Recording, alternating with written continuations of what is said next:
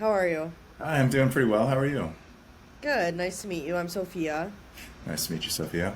So, my name is Seth Davis. I am a certified adult sleep coach and founder of a company called Sleepably, based in Denver, Colorado. And we do adult sleep coaching and pediatric sleep coaching and corporate sleep wellness. And just basically have a mission to get better sleep for as many people as possible in the US and around the world. Awesome. So we can jump right in then. We will be talking a little bit about sleep deprivation and caregiving. I know that is a common thing that caregivers report that they are missing in their life because of all of the duties that they take on, and sleep is obviously essential for life and for health. Can you tell us more about the most common health consequences of chronic sleep deprivation that people, caregivers specifically, might not be aware of? Sure. Yeah. If you've ever gone through a stretch of bad sleep, you probably felt the effects of it. And so basically, I think it can affect everything from head to toe, from your mental processing. It can affect your ability to make good decisions. It can affect your memory. It can affect your cognitive processing. And then within your body, it can affect everything from your cardiovascular health to your immune system and how much it's protecting you from illnesses. It can contribute to metabolic issues and make it harder for you to maintain a healthy weight. It can even lead to being more prone to things like kind of bigger illnesses like diabetes and cancer, and there's a connection between those things. Not necessarily causation, but if you're not getting the sleep that you need, it can make you more likely to deal with those bigger health issues. Yeah, I feel like one of the worst feelings is when you don't have enough sleep and you're trying to work or get stuff done and you're just like foggy and disoriented. That's actually, yeah, I actually, just as a side note, I got into sleep coaching because I dealt with sleep issues Oh, for a long wow. time. And so I remember a lot of days where I didn't sleep well the night before, got to work the next day, and I was already looking forward to just crawling into bed the next night and just didn't really want to be there. Didn't feel like I was going to put forth my best self. That's a big consequence. Can you explain the cognitive impact of poor sleep on decision making, and then when in relation to caregivers, burnout, like this happens so much that eventually your body just kind of shuts down? Yeah. Yeah. So when we're not sleeping well, we are more likely to make poor decisions. Our judgment can be impaired.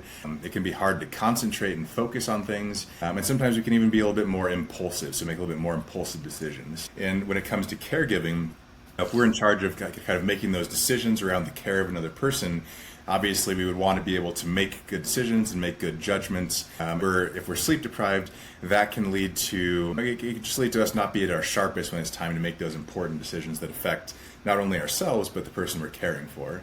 And then with burnout, if we're kind of living through that constantly, obviously if we're just constantly in a place where we feel like our memory is impaired and our judgment's impaired, then that just leads to, over time, it can lead to burnout, where we're just feeling, we're feeling stressed, we're feeling like we're not giving, we're not giving the best versions of ourselves, and we're just always lesser versions of ourselves. Yeah. So just over time, that can lead to just burning out, basically. And then what are some of the warning signs or indicators that someone might not be getting enough sleep and it's becoming like a serious problem, besides obviously being tired? Because I feel like caregivers especially, it could probably go overlooked. Yeah.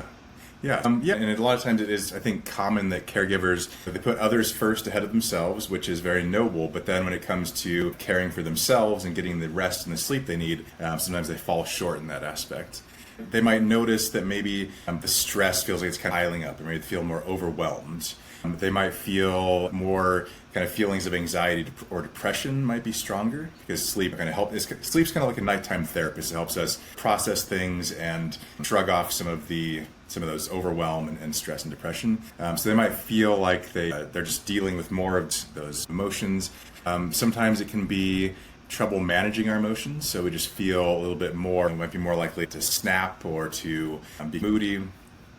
Let's see, some people, they feel like they're starting to rely more on substances, so caffeine and alcohol, when they need to try to relax or to try to have energy. And sometimes just weight gain also can be something. Sleep helps us to manage our hormones, manage our weight and metabolism, and also helps us to avoid unhealthy eating choices. So if we find that we're starting to eat more unhealthy and put on more weight, that could be a sign that perhaps our sleep is not helping us very much. Interesting. I feel like that's one that I wouldn't expect as much, like weight gain, because I feel like you think if you're not sleeping enough, you're like always on the move, and so you would not be gaining weight, but that's really interesting. Yeah, and just as a technical thing. So one of the ways it happens is sleep controls two of our hormones that affect whether we feel full after we've eaten a meal, and also just our general overall hunger too. So if we're not sleeping well, are those hormones get either turned on or shut off. So we might be more likely to either keep snacking after we've had our meal, or just constantly be feeling full. So we just keep snacking. That's one way that sleep can help. Hurt us in that aspect. Interesting. Okay, so let's pivot now and talk about the importance of napping without guilt. I love naps personally, so this is exciting to learn more about. What exactly constitutes a micro rest or a power nap, and how do those little naps benefit cognitive function? Yeah, I think just in general, sometimes we do feel guilty about taking naps. I should be doing something, I should be productive. This is time that I could be using to be doing something. But just in general, naps are really healthy for us in terms of helping us to recover, get that midday recovery. And also they can be used too if we haven't gotten the best night of sleep. They could be used to help us regain a little bit of energy and regain our focus. So I think there's absolutely nothing wrong with a little nap.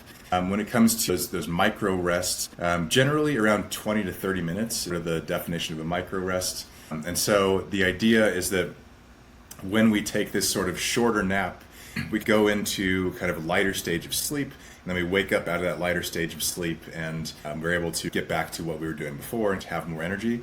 Versus if we take a longer nap, say we take a 60-minute nap or 75 minutes, we might fall into a deeper stage of sleep. And then when we try to wake up from that state of sleep, we might be groggy. It's hard to get back to going. So that's kind of where the micro rest or micro naps are helpful. And they can help us to both regain some energy for the second half of the day. They can help us to regain focus if we've started to feel like we're losing that momentum or losing that focus. So it's just a good way to re-energize and set us up for increased energy as the day goes on. Are there specific times of the day when micro naps can be more beneficial and not disrupt your nighttime sleep when you go into deep sleep? Yeah, so the general rule is with naps is that we want to look at timing and moderation. So we don't want to take a nap that's too late, because if we take a nap that's too late in the day or that's in the late afternoon hours or early evening hours, then when it's time for us to actually go to bed, we might be lacking some of the sleep drive or sleep pressure that we need to help us fall asleep and stay asleep. So in general, traditional wisdom has been that we want to maybe not take naps past 3 p.m. at the latest. So maybe 3 p.m. is kind of cut off. After that, we might want to avoid naps just because they could potentially affect the nighttime sleep. Okay. And then how might incorporating these micro rests improve the health of caregivers, like a big picture? So I think with caregiving, it's obviously you give a lot of yourself, and sometimes your schedule is disrupted. Sometimes there are disruptions during the nighttime, so you're not always getting a full, uninterrupted night of sleep.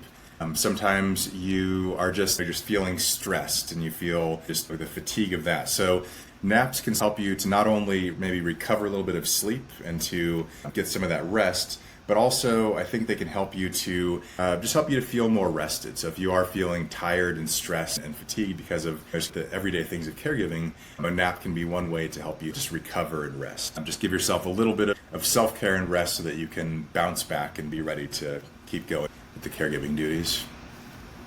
And I think you touched on this, but people feeling guilty about taking naps, you should be doing something, it's not productive. It's like a myth about taking naps. Do you have any other myths or anything that you want to dispel that people think about micro rest? I don't think I have any other myths to dispel, but I think there are a lot of reasons to appreciate naps. Like for example, NASA, they recommend naps for all their employees. They've even come up with the science of it, and they've said that 26 minutes is the ideal time for a nap. And so with their astronauts, with their staff, like they recommend that people take naps. So I think I think if NASA does something, there's probably a good reason for it. Another thing is, if you look around the world, a lot of cultures have the kind of siesta culture where around after lunchtime, pretty much everybody shuts down. Stores shut down, people lie down, they take naps, and it's just built into their daily life. And I think that's just kind of a healthy habit. Science has shown that there are a lot of benefits for naps in terms of just rest and recovery and focus. So I think that science has proven that naps are healthy, and I think that there's around the world people actually take naps daily. I think that it's just one way to treat ourselves and allow ourselves to recover, especially if we are just busy and we're stressed. And I think it's one way to protect ourselves and give ourselves kind of the gift of rest. So I wouldn't feel guilty about it. I'd feel good that we're doing something positive for ourselves. This is just like a side question that I have, but I feel like a lot of people say like can't nap.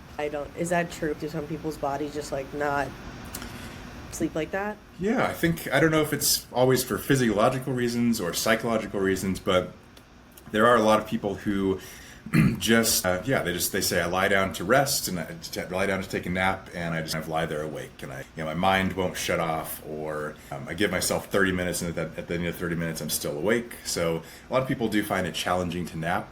So for those people, I'll often say that even if you can't actually fall asleep during the nap, it's still good just to rest. Just to say, I'm resting, that still has a lot of benefits for me. And so just rest comfortably. And one thing, there's a form of rest, it's called non-sleep deep rest, or NSDR. And there's a lot of different ways you can do it. One way is yoga nidra, which is a form of guided meditation. The idea is that you're not necessarily trying to fall asleep, you're just trying to rest deeply. And so it's supposed to be still very restorative and restful. So if you do find that you're not good at actually falling asleep during naps, you can still practice just resting comfortably, and there's still a lot of benefits involved with that. Very interesting. And you were talking kind of like people's mind racings or like people having trouble falling asleep. Do you have anything that you recommend to help people focus when they're going to sleep and not drift off? Yeah, there's a lot of different kind of tools we could use, or relaxation techniques or things like that. So I think a couple of my favorite ones are, you can use mental imagery. So if your mind is racing, you can use mental imagery and just visualize your favorite walk on the beach, or your favorite walk at the park, or hiking through a mountain, or just kind of a peaceful, calm scene in your mind. Just really go there with all your senses. So that can help your mind sometimes to calm down. If you practice that, you can get better at it, and it can be more effective for you.